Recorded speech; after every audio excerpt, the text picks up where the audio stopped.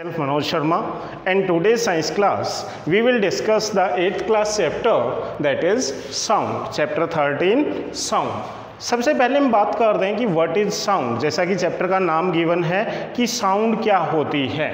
Sound is a form of energy. जैसे कि आपने डिफरेंट फॉर्म ऑफ एनर्जी के बारे में पढ़ा है, उसी तरह से sound is also a different form of energy which gives us sensation of hearing by our ears. Sound क्या है? एक एनर्जी है जो हमें क्या देती है? सेंसेशन ऑफ हियरिंग, यानी कि सुनने की पावर प्रोवाइड करती है बाय आवर ईयर्स। क्योंकि जब आप हायर क्लासेस में जाएंगे वहाँ पे आप पढ़ेंगे mechanical energy. Mechanical energy is converted into sound energy. Mechanical energy आपकी किस में कन्वर्ट होती है? साउंड एनर्जी के अंदर कन्वर्ट होती है, कन्वर्टेड इनटू साउंड एनर्जी। तो आपकी मैकेनिकल एनर्जी है that is converted into the sound energy. तो साउंड क्या है? Sound is a form of energy जो हम डिफरेंट साउंड सुनते हैं, जैसे कि मूविंग व्हीकल्स के द्वारा, टेलीविज़न के द्वारा, म्यूजिकल इंस्ट्रूमेंट्स के द्वारा एंड म्यूजिक सिस्टम के द्वारा। ये सारी क्या हैं? These are the form of energies where the mechanical energy is converted into the sound energy. जहाँ पे मैकेनिकल एनर्जी किस में कन्वर्ट होती है? साउंड एनर्जी के अंदर कन्वर्ट होती है। How the sound is produced? How the sound is produced, कि साउंड प्रोड्यूस कैसे होती है।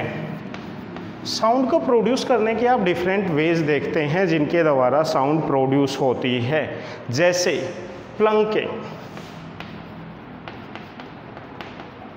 Rubbing, stretching,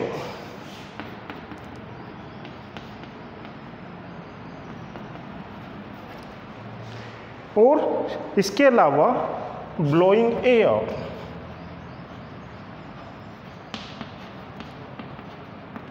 and shaking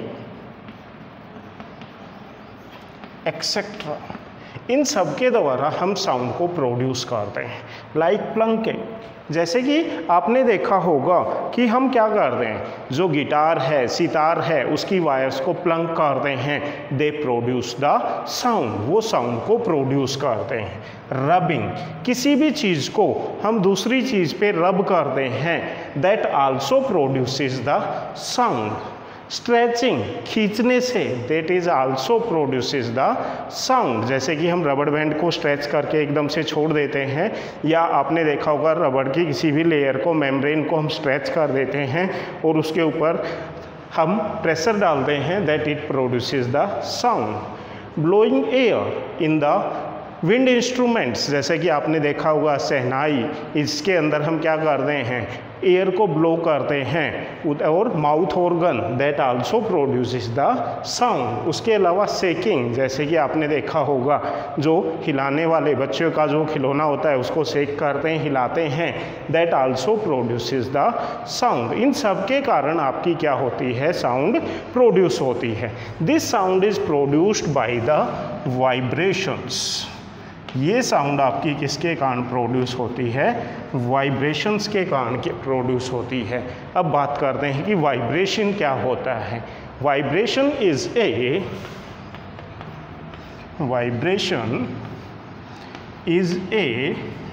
rapid, vibration क्या है आपका? Is a rapid back and fourth movement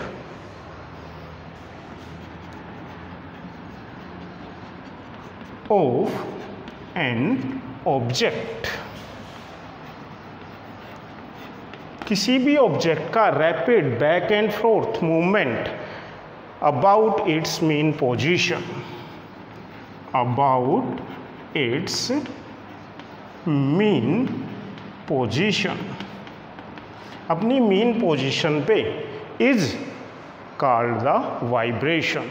कोई भी चीज़ है वो अपनी मीन पोजीशन पे रह करके टू एंड फ्रो मूवमेंट करती है, बैक एंड फोर्थ मूवमेंट करती है, that is known as the vibration. जैसे कि आप देखेंगे, आप किसी भी स्केल को दबा करके नीचे की तरफ पुश करते हैं, दैट प्रोड्यूसेस द साउंड और that produces the vibration. These vibrations produces the sound. These vibrations produce sound। ये वाइब्रेशंस क्या करती हैं? साउंड को प्रोड्यूस करने का काम करते हैं। कि क्योंकि कोई भी वाइब्रेटिंग ऑब्जेक्ट है दैट प्रोड्यूसेस द साउंड, वो साउंड को क्या करेगा? प्रोड्यूस करेगा। तो जब आप किसी भी रबड़ बैंड को स्ट्रेच करते हैं, जैसे मान लो आपने कोई रबड़ बैंड लिया, उसको स्ट्रेच किया और बीच में से उसको हम प्लंग करते हैं, दैट प्रोड्यूसेस द साउंड। वो क्या करता है? साउंड को प्रोड्यूस करता है। उसके बाद है आपका टनलिंग फ्रॉग। टनलिंग फ्रॉग क्या होता है? Tunneling frog is a U shaped single steel piece. ये आपका टनलिंग फ्रॉग आपका इस तरह का होता है, यू शेप का होता है। ये आपकी वो यू शेप है, इसका ये आपका एक सिंगल पीस होता है, इधर ये आपका हैंडल होता है। इस तरह का स्ट्रक्चर होता है जिसे हम क्या कहते हैं? टनलिंग फ्रॉग कहते हैं। इट हैज़ द 2 आर्म्स, ये इसकी 2 आर्म्स हैं, और and it is turning frog is called the prongs. इसके ऊपर एक प्रोंग लगा होता है, and handle is called the stem. ये इसकी स्टेम है और ये आपके क्या हैं? प्रोंग्स हैं। जब हम प्रोंग्स को किसी भी हार्ड ऑब्जेक्ट से स्ट्रक करते हैं, then they produces the vibrations. तो ये किसको प्रोड्यूस करते हैं? वाइब्रेशंस को प्रोड्यूस करने का काम करते हैं। उसके बाद हम बात करते हैं कि हाउस द साउंड ट्रेवल्स, कि साउंड किस तरह से ट्रेवल करती है, उसकी बात करेंगे।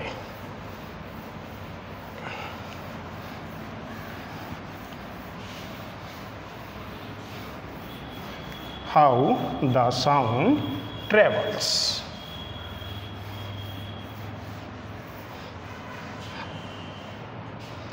हाउ द साउंड ट्रेवल्स, कि साउंड किस तरह से ट्रेवल करती है। We know that for the travelling of the sound we need a medium. Sound को ट्रेवल करने के लिए हमें किसकी ज़रूरत होती है? मीडियम की ज़रूरत होती है। मीडियम आपका कोई भी हो सकता है। कौन कौन सा? It may be the solid, liquid और गैस। आपका कोई भी मीडियम हो सकता है, सॉलिड भी हो सकता है, लिक्विड भी हो सकता है और गैसियस भी हो सकता है। कोई भी मीडियम हो सकता है जिसके अंदर आपकी जो वाइब्रेशंस हैं वो क्या करती हैं? मूव करने का काम करते हैं। क्योंकि हम जानते हैं कि vibrating objects producing the sound and the transfer of energy needs the molecules. क्यों? Because for transfer of energy we need molecules। हमें किसकी ज़रूरत होती है? मोलिक्यूल्स की ज़रूरत होती है। वो मोलिक्यूल्स आपके किसी के भी हो सकते हैं, मे be the solid, may be the liquid और मे बी द गैसेज। तो इन वाइब्रेशंस को मूव करने के लिए from the one place to the another place we need the medium, and that medium may be the solid, liquid और the gases. तो sound needs a medium to travel. तो इसलिए हम कहते हैं कि sound needs a medium to travel। Sound को travel करने के लिए किसकी ज़रूरत होती है? मीडियम की ज़रूरत होती है। अब हम बात करते हैं कि मीडियम क्या होता है। एनी सब्सटेंस और द मैटर, एनी सब्सटेंस और मैटर, कोई भी सब्सटेंस है या कोई भी मैटर है through which sound can be transmitted, through which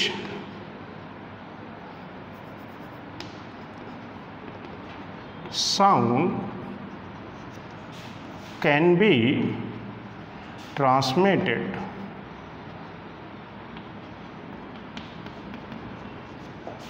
is called medium। उसे हम क्या कहेंगे? मीडियम कहेंगे। कि कोई भी मैटर जिसके अंदर से या कोई भी ऑब्जेक्ट जिसके अंदर से आपकी साउंड है वो ट्रांसमिट हो सकती है from the one place to the another place is called the medium. उसे हम क्या कहेंगे? मीडियम कहेंगे। जैसे कि आपकी बुक के अंदर एक्टिविटीज़ दे रखी हैं। पहले एक्टिविटी है आपकी, किसको डिफाइन करती है? वो सॉलिड मीडियम के लिए। जैसे कि आपने एक टेबल ली और टेबल के अंदर एक अलार्म क्लॉक को ऑन करके रख दिया और आप टेबल के ऊपर अपना ईयर लगाते हैं तो आपको वो क्या सुनाई देती है? साउंड सुनाई देती है। इसके अलावा एक दूसरा एग्जांपल देखते हैं कि पुरानी फिल्मों के अंदर आप देखते हैं कि कोई भी आदमी है वो दौड़ता हुआ स्टेशन पर, रेलवे स्टेशन पे पहुंचता है और पटरियों के बीच में खड़ा होकर के देखता है दोनों तरफ की कोई ट्रेन तो नहीं आ रही है। जब उसे वो कोई ट्रेन दिखाई नहीं देती है तो उस केस में क्या करता है कि वो रेलवे ट्रैक के पास अपने ईयर को ले जा करके वाइब्रेशंस को सुनता है।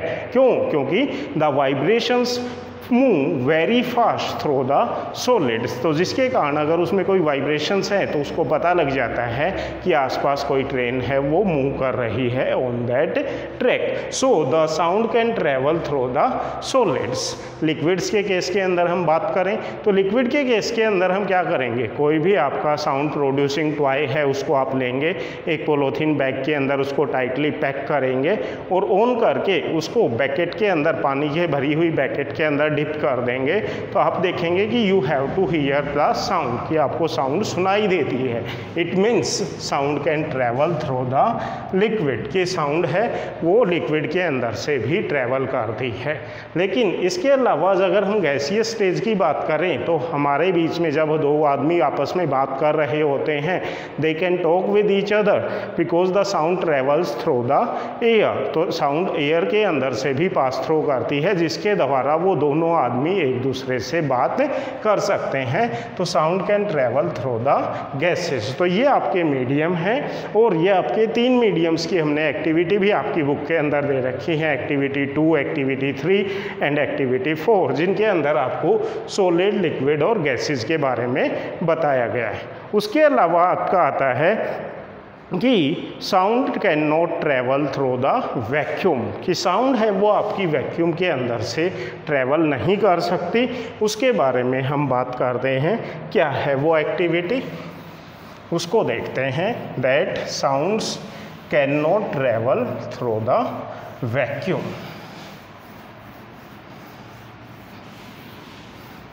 एक्टिविटी है ये आपकी। एक्टिविटी का बता ही देता हूँ मैं, सीधा ही एम ही बता देता हूँ। Sound needs a medium to travel but can not travel through vacuum.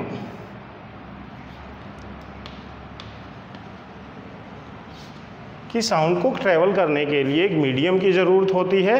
It can not travel through the vacuum, ये वैक्यूम के अंदर से ट्रैवल नहीं कर सकती। इम्पोर्टेंट एक्टिविटी है इस चैप्टर की, कई बार एग्जाम में पूछी भी जाती है। क्या करेंगे? We have to take a bell jar. हम एक बेल जार लेंगे। ये आपका एक बेल जार है। इस बेल जार के अंदर हम यहाँ पे क्या करेंगे?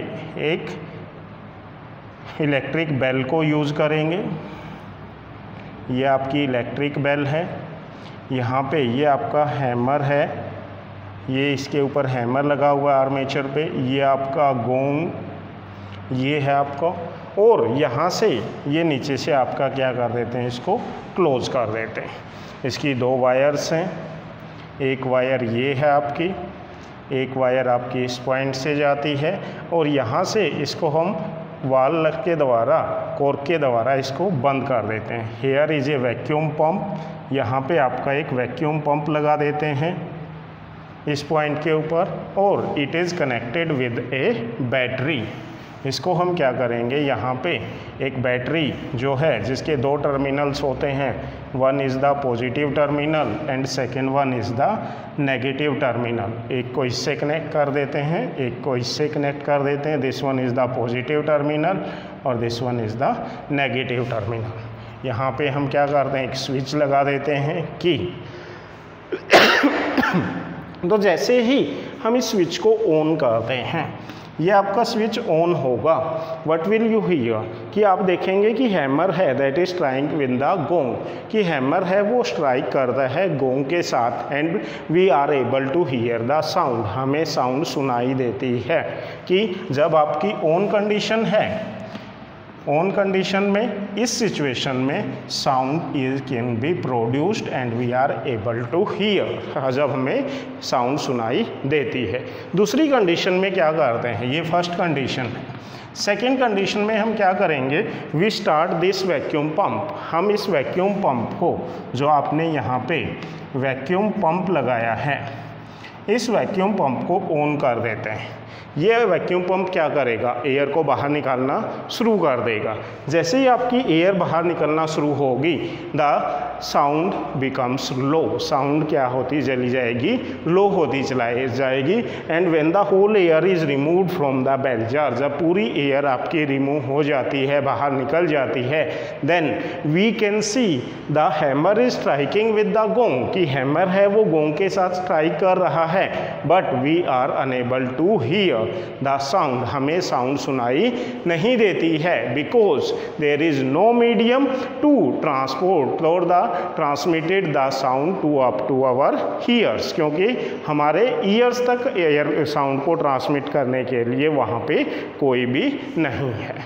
उसके बाद हम बात करते हैं स्पीड ऑफ साउंड की। तो इस एक्टिविटी से हमें क्या पता लगता है कि साउंड नीड्स ए मीडियम, कि साउंड को ट्रैवल करने के लिए किसकी ज़रूरत होती है, मीडियम की ज़रूरत होती है। क्योंकि पहले यहाँ पे मीडियम क्या था, जब हमें साउंड सुनाई दे रही थी, एयर, और जब हमने एयर को रिमूव कर दिया, देन वी आर अनेबल, जो यहाँ पे क्या क्रिएट हो गया, वैक्यूम क्रिएट हो गया, and we are unable to hear the sound, और हमें साउंड सुनाई नहीं दी। तो in this situation we can say that or conclude that the sounds need a medium to travel but cannot travel through the vacuum, क्योंकि vacuum pump के द्वारा हमने एयर को रिमूव कर दिया और उसके बाद इसके अंदर कोई एयर नहीं बची, और जिसके कारण हम साउंड को हियर नहीं कर सकते। तो ये एक्टिविटी थी आपको जो बताती है कि sounds needs a medium to travel but can not travel through the vacuum. अब उसके बाद हमने पढ़ा कि डिफरेंट मीडियम्स हैं, उनके अंदर से साउंड ट्रैवल करती है। अब मैं आपसे एक बात पूछना चाहता हूँ, can we hear the sound at the moon, क्या हम मून के ऊपर साउंड को सुन सकते हैं? नो, नहीं सुन सकते। क्यों? Because there is no atmosphere, वहाँ पे कोई भी एटमॉस्फियर नहीं है। और हमने अभी अभी पढ़ा है कि साउंड नीड से मीडियम, वहाँ पे वैक्यूम है, तो वहाँ पे हम साउंड को नहीं सुन सकते। तो फिर आप पूछेंगे कि सर वहाँ पे जो हमारे एस्ट्रोनॉट्स जाते हैं वो एक दूसरे से कैसे बात करते हैं? दे वो talk with each other with the help of the radio sets, जो रेडियो सेट होते हैं उनकी हेल्प से वो वॉकी टॉकी से एक दूसरे से बात करते हैं, because the radio waves does not need any medium to travel, कि रेडियो वेव्स को ट्रैवल करने के लिए किसी मीडियम की ज़रूरत नहीं होती है। उसके बाद हम बात करते हैं कि डिफरेंट मीडियम्स में साउंड की स्पीड क्या होती है। कि जैसे हमने 3 मीडियम पढ़े थे अभी, सॉलिड, लिक्विड, गैस, तो इन तीनों मीडियम्स में सबसे ज़्यादा स्पीड किस मीडियम के अंदर होती है उसकी हम बात करते हैं।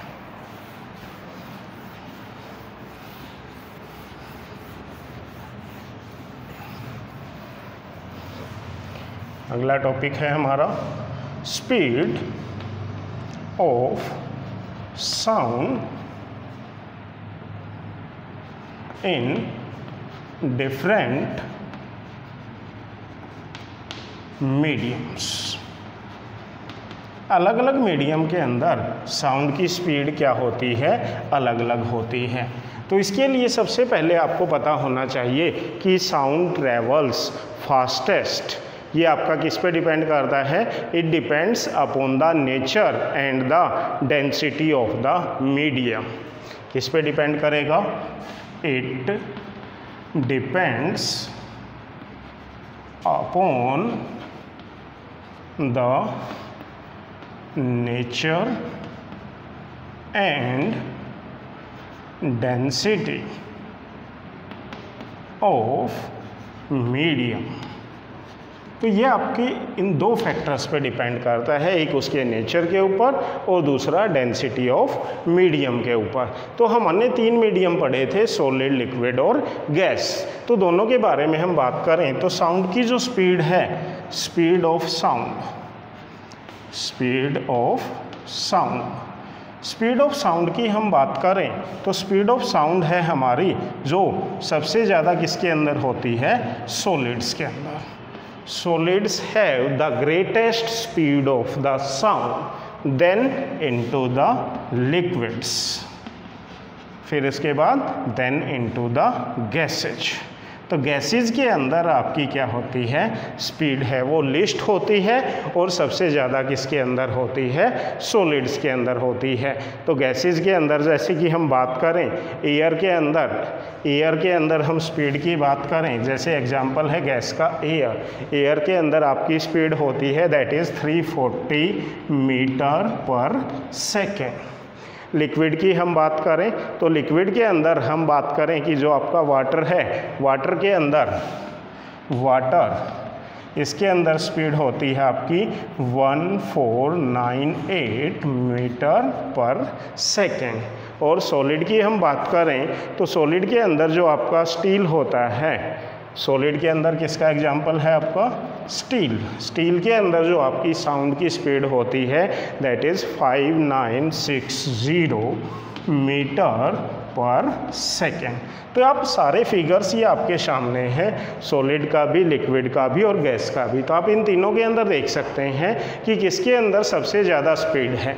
You can see the speed of sound is maximum into the steel that is a solid, then into the liquid that is water that is the 1598 metre per second, and then into the gases that is 340 metre per second.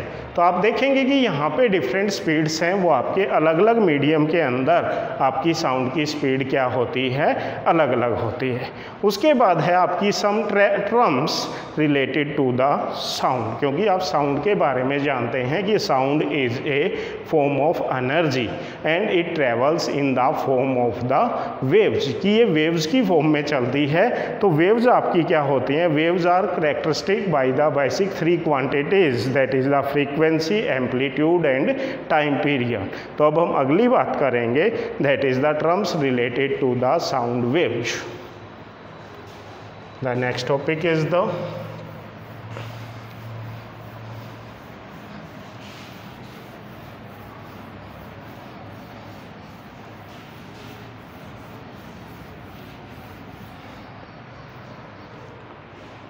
sound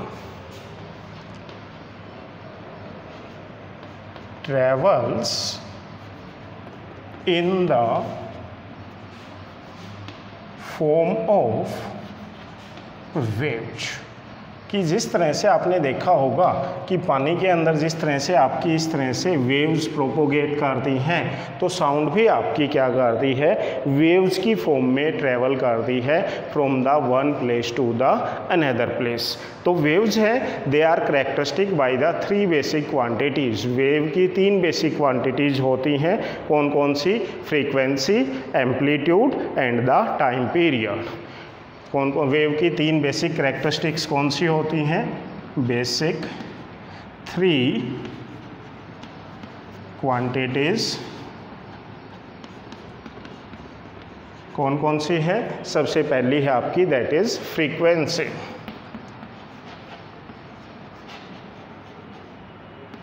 second one is the that is amplitude,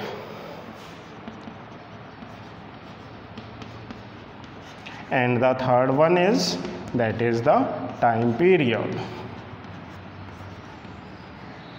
किसी भी wave की 3 basic quantities होती हैं। First is the frequency, second one is the amplitude and the third one is the time period. तो इन तीनों के बारे में हम डिटेल में पढ़ेंगे with the help of a pendulum, एक पेंडुलम की हेल्प से। पेंडुलम के बारे में आपने 7th क्लास में भी पढ़ा था कि what is a pendulum. Simple pendulum, simple pendulum is a device which have a Bob that is a metal Bob and carry out the two and fro movement. तो उस सब के बारे में हम बात करते हैं। We will discuss this terms with the help of a simple pendulum. सबसे पहले हम बात करते हैं सिंपल पेंडुलम। सिंपल पेंडुलम आपका क्या है, आपने डायग्राम से आपको इसको क्लियर हो जाएगा। ये आपकी एक रिजिड स्पॉट होती है, यहाँ पे ये रिजिड स्पॉट है, इसकी हेल्प से एक ये आपका थ्रेड बंधा हुआ होता है और यहाँ पे एक मेटल बॉल होती है जिसे हम बॉब कहते हैं। ये इसकी क्या है, that is the mean position, this is the mean position of the pendulum. इसके अलावा अगर हम इसको स्ट्रेच करते हैं तो ये आपका यहाँ आ जाता है, that is also known as the extreme position. अगर हम इसको इस तरफ स्ट्रेच करते हैं तो यहाँ पे this is also the extreme position. ये आपकी क्या है, एक्सट्रीम पोजीशन।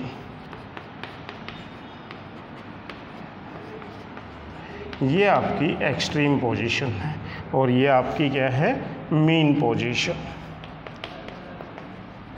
तो ये आपका पेंडुलम है। तो पेंडुलम की हम डेफिनेशन क्या लिखेंगे, ए simple pendulum consist of A small metal ball called the Bob. ये वो आपकी मेटल बॉल है जिसे हम क्या कहेंगे, बोब कहेंगे। Suspended bye a long thread, ये वो आपका लॉन्ग थ्रेड है जिसके द्वारा ये सस्पेंडेड होता है with the help of a rigid support, एक रिजिड स्पोर्ट के द्वारा। That bob is free to swing back and forth, ये बोब आपका फ्री होता है फॉर मूव करने के लिए, बैक एंड फ्रोथ के लिए। This is known as the pendulum, इसे हम क्या कहेंगे, पेंडुलम कहेंगे। उसके बाद आपका है the motion of the bob of a pendulum from the one mean position to the another extreme position. ये आपकी एक्सट्रीम पोजिशन है, इस एक एक्सट्रीम पोजीशन से दूसरी एक्सट्रीम पोजीशन तक जो आपका मूवमेंट है that is called the one oscillation. उसे क्या कहेंगे हम, ऑक्सीलेशन कहेंगे। कि सिंपल पेंडुलम है वो वन पोजीशन से आपका दूसरी पोजीशन तक जाता है, that is known as its that is known as the oscillation. वो आपका ऑक्सीलेशन ऑफ पेंडुलम कहलाता है। उसके बाद दूसरी टर्म है दैट इज़ द एम्पलीट्यूड। ये आपकी कोई भी वेव है तो ये इसकी मीन पोजीशन है। This one is known as the amplitude, जो उसकी मीन पोजीशन से, ये इसकी मीन पोजीशन थी, this one is known as the amplitude. इसे हम क्या कहेंगे, एम्पलीट्यूड कहेंगे। The maximum displacement of bob from its mean position on the either side is known as the amplitude. It is measured into the metre. इसको हम किस में major करते हैं, मीटर के अंदर मेजर करते हैं। And the third one is the time period of the pendulum, the time taken by the bob of the pendulum to complete one oscillation। तीसरा क्या है, time period, time taken by the pendulum to complete one oscillation is known as the time period of the pendulum। Third is the frequency. आपकी frequency क्या होती है, the number of oscillation to complete made by the simple pendulum in 1 second, 1 second के अंदर simple pendulum आपके कितने complete ऑक्सीलेशंस को पूरे करता है, that is known as its frequency. वो उसकी क्या कहलाती है, फ्रीक्वेंसी कहलाती है। तो इस वीडियो के अंदर हमने टर्म्स में क्या क्या पढ़ा, सबसे इस पहले हमने सिंपल पेंडुलम के बारे में पढ़ा, फिर उसके बाद हमने ऑक्सीलेशन के बारे में पढ़ा कि वन एक्सट्रीम पोजीशन से दूसरी एक्सट्रीम पोजीशन तक जब वो अपना एक राउंड कंप्लीट कर लेता है, that is known as the oscillation of the pendulum.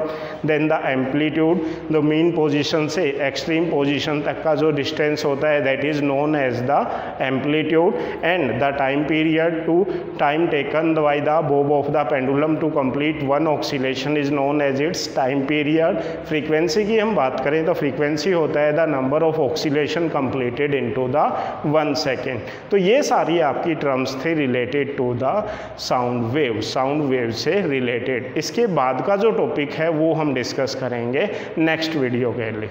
तो till there you have to understand this chapter and do your studies. Stay home and keep healthy. Thank you. Have a nice day.